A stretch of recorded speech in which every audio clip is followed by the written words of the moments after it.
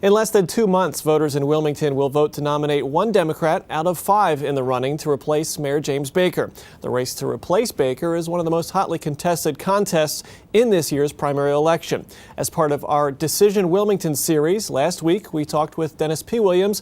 This week we welcome City Councilman Kevin Kelly to First. Thanks so much for joining us. Good morning. It's a pleasure to be here. You've been on City Council 20 years now and now running for the top spot in the city. Give us sort of your 30-second campaign pitch. Why are you the best candidate? Well, I'm running for Mayor of Wilmington because the city needs a visible, effective leader, someone who's going to restore our neighborhoods back to be a safe and prosperous place to live and work.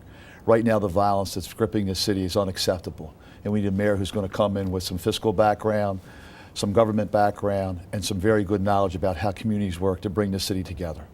Obviously, you mentioned violence, and certainly that's been a big topic, not only this summer, but going on for years past. Is it a handful of bad characters in the city that are responsible for increasing violence, or is it something more systemic? It's probably a combination of everything. It's some folks who are just wanting to will their way on people who want to live a good life. And there's a lot of systemic issues that goes on. But what you really have to look at, the violence that's occurring in this city is occurring in certain neighborhoods. It happened last night in West Center City with a homicide. It's Southbridge, it's Hedgeville, it's Hilltop, it's Northeast, and around the old 9th Ward. That's the areas where you have. So under my plan, the 3 C's, you'd have crime suppression, community mobilization, and community authority. We would go into those areas where there's a lot of crime that's occurring, try and work with the nonprofit agencies and make sure there's some opportunity for young people to get off the streets. We have to use technology. We have to use a thing called CompStat. Let's report how crime is occurring and let individuals in neighborhoods know where it's at. Use the social media, use the TV station that we have. But go into those neighborhoods and really track who's causing the problems, and unfortunately you're going to have to arrest some of those individuals. We also need to mobilize the nonprofits and the church groups. They need to know what their role is in the city. Let's bring back some youth intervention workers so they can go in neighborhoods and interact with young people and find out really what's going on. And at the end of the day, we have to have a better partnership with the criminal justice system. We have to be able to look at people and say, do you really need to go to court, or can we put you through a program in a neighborhood to prevent you from doing that, but also be aware of those individuals who are on bail or probation that we should keep an eye on. We've heard from Mayor Baker saying, in effect, not an exact quote, but that if somebody is out there with a gun and wants to shoot somebody, there's not really anything you can do to stop that. Is leadership an issue in this election? Leadership is key. Right now, we don't have leaders. We have a lot of people who think that they make up decisions that they think are in the best interest of the city, but we currently do not have leadership from the administration, nor have we had it over the last 12 years. I'm a person who's out day in and day out trying to listen to people and understand their needs. But you're right. If somebody really wants to shoot somebody, they're going to. But when you create an environment where that's going to be very difficult to do, that's what we need to do in the city. Just like last night, we have to change that where some individuals feel that at 10 o'clock at night they can begin shooting on a street and kill someone. We're up to almost 19 homicides, which is unacceptable. Chief Zerba has taken a lot of fire because of all of this. Would a mayor, Kevin Kelly, replace the police chief? You have to replace the chief of police as well as many cabinet positions in the city of Wilmington right now. You have to come in with a new vision. All new mayors come in with their police chief. So the unfortunate part, what you have is the chief and 2 inspectors that you can replace. But we've got to get back to true community policing where officers are dedicated to certain areas of the city and they're out of their cars, walking on sidewalks and interacting. It's been proven in Washington, Baltimore, and other cities where police are out in neighborhoods interacting with people. Crime is reduced and we're not arresting as many people. You've been in City Council 20 years. You were there for the boom times, the sort of MBNA-led growth times for downtown and for other areas in the city.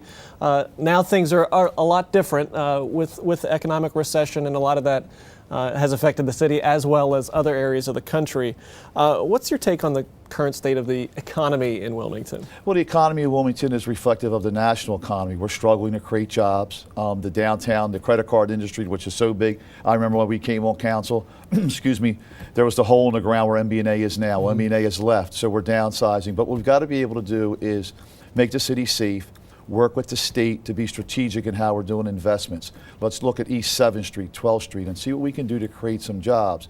We also have to realize we have to help people coming out of prison, people who really don't have good education, backgrounds to be able to have jobs. We have to also look at our education system, because right now we're not producing young people in this city who are able to fulfill jobs that are available. How would you deal with the declining revenue base? The budget process has sort of gotten uglier and uglier over the last several years. How do you deal with the economy causing lower revenues for the city? Listen, one thing that I do very well is budgets. I've been doing budgets for over 25 years with the Department of Health and Social Services. I have a bachelor's degree in accounting. That's the easiest thing to tackle. There's a lot of programs that have been going on in the city for some time. You need to reevaluate them. You need to look at some of the vacant positions. Do we still need to have them? And in addition, you need to try and grow that revenue base with more businesses coming to the city, especially smaller ones, since they attract 2 out of every 3 jobs that are created. You mentioned programs like arts events and jazz festival and things like that the city spends money on, or well, there's a lot. things? I think you need to really evaluate all the programs that we do. We need to look at low-hanging fruit, consultants, temporary salaries, take-home cars, cell phones, things like that. We also need to consolidate city departments. I would propose consolidating license and inspections, real estate and housing, and planning to create an Office of Neighborhood Development and Enforcement. We have 1,100 employees. We cannot sustain that, so over time we have to shrink that.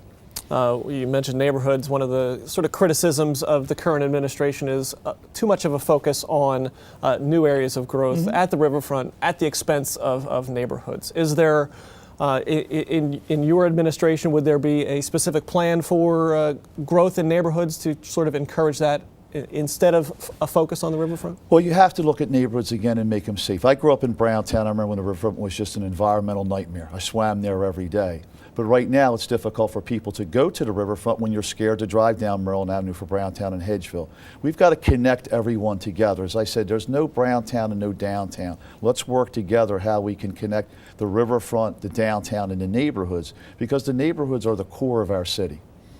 The mayor certainly has his style, and any sort of leader will have their own style. But over the past couple of years, I guess last year especially, there was a lot of sort of an adversarial relationship between the administration and city council. What should that relationship be like?